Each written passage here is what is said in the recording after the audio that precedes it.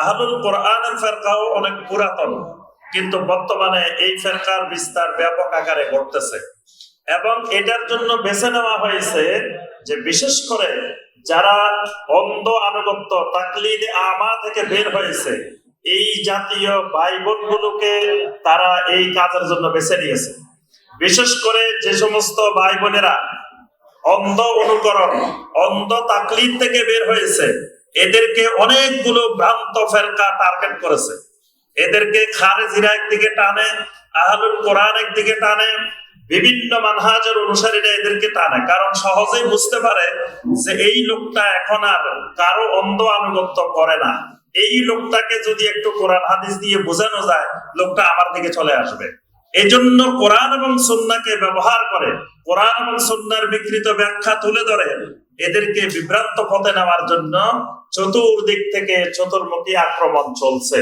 এই জন্য আমরা লক্ষ্য করতেছি সমগ্র বাংলাদেশেই আমাদের এই বিশুদ্ধ আকীদার দিকে আসা যে ভাইগুলো, এই ভাইগুলো বিভিন্ন ভ্রান্ত ফেরকার বেড়াজালে আক্রান্ত হয়ে যাচ্ছে।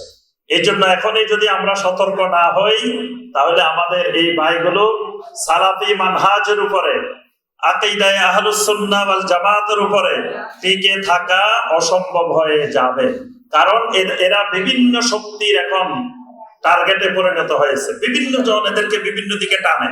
এজন্য দেখা গিয়েছে এরা সালাফি মানহাজ না বোঝার কারণে, এরা সালাফদের মানহাজকে ভালোভাবে অনুধাবন না করার কারণে কিছুদিন দেখা যায় আমাদের সম্মানিত শাইখদের প্রোগ্রামে আসেন, কথা শোনেন, লেকচার শোনেন, শোনার পরে কিছুদিন পরে তার কাছে আর এগুলো ভালো লাগে না।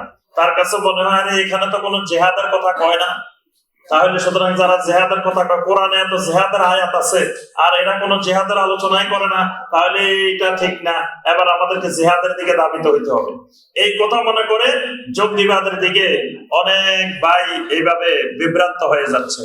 আবার কেউ কেউ মনে করে যে আমরা অমুক মাহফিলে গেলে বক্তা আমাদের রক্ত গরম করে ফেলে, স্লোগান দিতে দিতে আমরা মাঠ কাঁপাই ফেলি।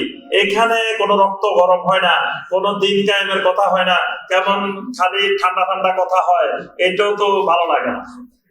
তখন দেখা যায় আরেক বিভ্রান্ত মানহাজের দিকে চলে যায়। এইভাবে বর্তমানে অনেকগুলা গোষ্ঠী এদেরকে টার্গেটে পরিণত করেছে, এদেরকে বিভিন্ন দিকে টেনে নেওয়ার জন্য। এই জন্য সবসময় আহলুস সুন্নাহ ওয়াল জামাতের আকীদা এবং সালাফে সালেহিনদের মানহাজের উপরে অটল এবং অবিচল থাকতে হবে। এর জন্য এই সবসময় এগুলো চতুর্দিকে চোখ কান খোলা রাখতে হবে, চারিদিকে একটু ভালোভাবে গভীরভাবে দৃষ্টি দিতে হবে, চোখ বন্ধ করে চলা যাবে না। আহলে কোরআনের ফিতনা থেকে বাঁচার জন্য খুব কঠিন সতর্ক থাকতে হবে। আহলে কোরআন ইসলামের ছদ্মবেশে আপনার কাছে কোরআনে কারীমের সুন্দর সুন্দর আয়াত উপস্থাপনের মাধ্যমে আপনাকে নবী সাল্লাল্লাহু আলাইহি ওয়াসাল্লামের হাদিস থেকে বিমুখ করার জন্য প্রথম কাজ করে থাকে। কারণ একজন মানুষকে বিভ্রান্তির দিকে নিতে হলে প্রথম কাজ করতে হয় আপনাকে সহিহ হাদিস থেকে বিমুখ করতে হয়। কারণ কোরআনে কারীমের ব্যাখ্যা বিকৃতভাবে উপস্থাপন করা যায়।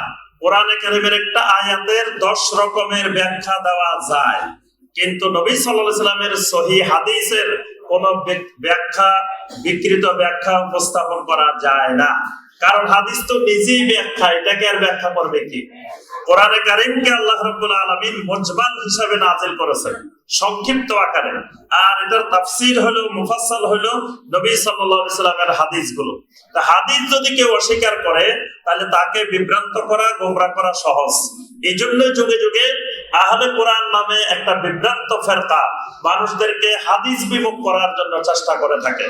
কোরআনে কারীম কেউ যদি স্বীকার করেন, কোরআনে কারীম মানেন, তিনি বাধ্য নবী সাল্লাল্লাহু আলাইহি ওয়াসাল্লামের হাদিস মানতে। যদি কেউ নবী সাল্লাল্লাহু আলাইহি ওয়াসাল্লামের সহিহ হাদিসকে অস্বীকার করেন তার কোরআনই মানা হবে না, কারণ কোরআনই তাকে বাধ্য করবে নবী সাল্লাল্লাহু আলাইহি ওয়াসাল্লামের হাদিস মানার জন্য। কারণ কোরআনে কারীমের ব্যাখ্যাটাই হলো নবী সাল্লাল্লাহু আলাইহি ওয়াসাল্লামের হাদিস। আল্লাহ পাক সূরা নাহলের 44 নম্বর আয়াতে কারিমে বলছেন, ওয়া আনজালনা ইলাইকা যিকরা লিতুবাইয়িনা লিন-নাসি মা নুযিলা ইলাইহিম হে রাসূল, আমি আপনার উপরে এই জিকির নাযিল করেছি কেন? লিতুবাইয়িনা লিন-নাস, আপনি দুনিয়ার মানুষদেরকে বয়ান করবেন, ব্যাখ্যা করবেন, মা নুজিলা ইলাইহিম, তাদের জন্য যা কিছু নাযিল করা হয় এটার ব্যাখ্যা করবেন আপনি। তো নবী সাল্লাল্লাহু আলাইহি সাল্লামকে আল্লাহ রাব্বুল আলামিন দায়িত্বই দিয়েছেন কোরআনে কারিমের ব্যাখ্যা করার জন্য। তো সে ব্যাখ্যাই যদি আমি না মানি, তাহলে কোরআন মানা কখনো সম্ভব নয়। কোরআনে কারিম মানতে হলে, আল্লাহর হুকুম পালন করতে হলে প্রত্যেকটা বিষয় নবী সাল্লাল্লাহু আলাইহি ওয়াসাল্লামের হাদিস থেকে গ্রহণ করা লাগবে। এজন্য হাদিস বিমুখ হয়ে সঠিক হেদায়েতের উপরে থাকা সম্ভব না। এজন্য কেউ যদি হাদিস ছাড়া শুধু কোরআন মানতে চায়, এটা কুফরি মতবাদ, এটা বিভ্রান্ত মতবাদ, এটা ঈমান হারা হওয়ার মতবাদ। এজন্য এই আহলে কোরআনের ফিতনা থেকে দূরে থাকার চেষ্টা করবেন।